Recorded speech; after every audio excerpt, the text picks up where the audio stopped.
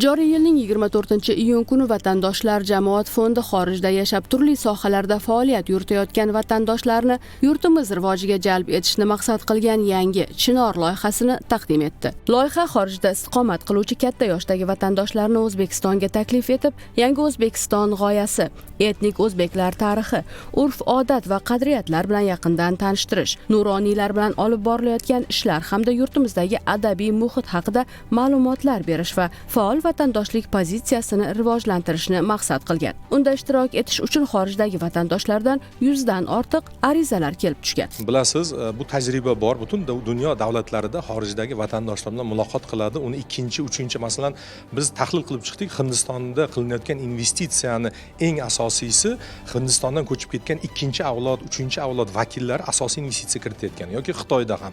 Bugungi kunda Xitoy qilishida xorijdagi xitoyliklarning o'rni juda katta deyapti. Chunki investitsiya kiritadi. Bugungi kunda biz xorijiy vatandoshlar bilan muloqotlar shuni olib boryapmizki, uning safida oyoqqa turib, o'zini biznesini tashkil qilib, O'zbekistonga bir kun qaytib keladi, u o'sha investitsiya kirityaptiki va investitsiya kiritishda shunaqa bir yaxshi investitsion muhit yaratilyaptiki, O'zbekistonda qonunchilikda deymizmi, hamma ochiqlik siyosati olib borilyaptiki, vatandoshlarimiz o'sha topgan mablag'larini O'zbekistonga, jonajon vatanimizga investitsiya qilishga harakat qilyapti. Bu yerda xususiy universitetlar qurishmi yoki maktablarmi yoki o'sha infrastrukturami yoki tadbirkorlikmi, qancha hozir imkoniyatlar kengki, mana shu jarayonlarda vatandoshlarimiz faol qatnashyapti. Biz ko'p vatandoshlarni bilamiz. Masalan, hozirgi kunda vatandoshlarimiz o'zlarini bizneslarini kiritib qanchadan qancha ish o'rinlarini yaratishmoqda. Bu eksportbop mahsulotlar yaratishmoqda. Ular o'sha yangi g'oyalarini, yangi fikrlarni, yangi innovatsiyalarini yangi O'zbekistonga olib kelib, mana shu jarayonlarda faol qatnashmoqda. Ikki bosqichdan iborat loyihada ayni paytda Tojikiston, Qirg'iziston, Qozog'iston, Turkiya va Niderlandiyada yashayotgan 40 dan ortiq vatandoshlar ishtirok etishmoqda. Ular orasida o'z investitsion tashabbuslarini amalga oshirayotgan ishtirokchilar ham bor. Albatta biz chet elda tug'ilib o'sgan o'zbek bo'lsak ham, baribir biz ham bu to'proqni, bu vatanni asli unsuri va avlodimiz deymiz, merosimiz. Har sohada O'zbekiston davlatimiz olgan qarorlariga albatta hissamiz bo'lishi kerak. Iqtisodiy bo'lsin, madaniy bo'lsin, sport sohasi bo'lsin, qo'limizdan nima keladi, albatta biz hissamizni qo'shamiz. Loyiha doirasida endi Istanbulda bizni bir asrga yaqin jamiyatimiz bor. Turkistonlar jamiyati bor. Bu jamiyatda biz idoriy hayotdamiz. Hammamiz ko'ngil birchiligimiz bilan O'zbekistonda bo'lib yotgan kelishimlarni, bu loyihalarni doimo quvvatlab qadrlaymiz yani. Men o'zim tadbirkorman. 3 yilga yaqin kelib ketyapman.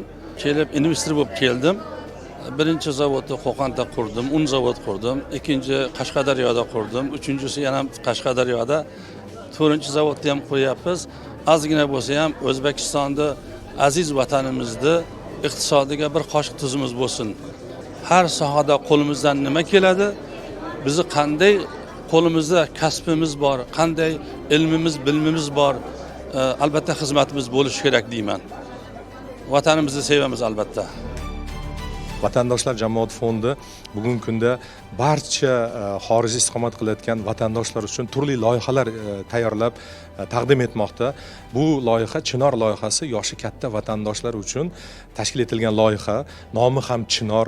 Chinor daraxti haqiqatdan tomiri baquvvat bo'ladi, eng serviqor bir daraxt hisoblanadi. Uning soyasi qalin bo'ladi. Atrofida ko'p suhbatlar, yoshlarni o'zbek tili, madaniyati, urf-odati, qadriyatlariga chorlaydigan, ularni qo'llab-quvvatlaydigan, yangi avlodga kelayotgan avlodga mana shu g'oyalarni, fikrlarni beradigan bu nuroniy otaxonlar, munis onaxonlarimiz, xorijda istiqomat qilayotgan vatandoshlarimiz. Bugun mana mazkur loyiha 2 mavsumda tashkil etiladi. Bu birinchi mavsumi 40 nafar vatandoshlarimiz tashrif etishgan, xususan Qozog'iston Respublikasi, Qirg'iziston Respublikasi, Tojikiston Respublikasidan, Turkiya Respublikasidan, Niderlandiyadan tashrif buyurishgan vatandoshlarimiz bor. Tashrif davomida mehmonlar Toshkent, Samarqand kabi shaharlarga ziyorat qilishadi, muzeylarga borishadi hamda yurtimizdagi nuroniylar va shoir yozuvchilar bilan uchrashuvlarda ishtirok etishadi. Bugungi uchrashuv teng yo'q uchrashuv bo'ldi deb o'ylayman. Chunki bugungi uchrashuvimizga Niderlandiyadan, Turkiyadan, mana Qozog'iston, Qirg'iziston, Tojikistondan otaxonlarimiz, katta yoshdagi otaxonlarimiz, onaxonlarimiz tashrif buyurishibdi. Biz ularni suhbatlarini tinglab, mana bu yerga chiqib, istaklarini, tilaklarini aytganda ko'zimga yosh keldi, to'g'risi. Ko'zimga yosh keldi. Baribir insonni tug'ilib o'sgan go'shasi vatani va biz O'zbekistonni ma'naviy vatanimiz deb hisoblar edikda. Men bu yerda shu narsani ko'rdim bu yerda.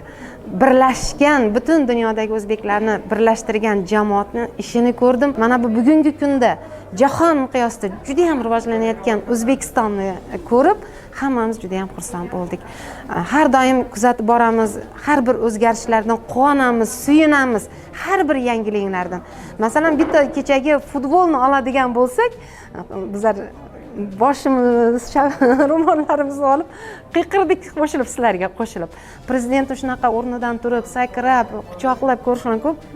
Biz faxrlandik. O'zbek yigitlarimiz shu darajaga erishganidan. Bu narsalarning hammasini bir so'z bilan aytib berish juda ham qiyin. Tadbirda Nuroniy jamg'armasi hamda Birodar shaharlar alyansi bilan hamkorlik memorandumi imzolandi.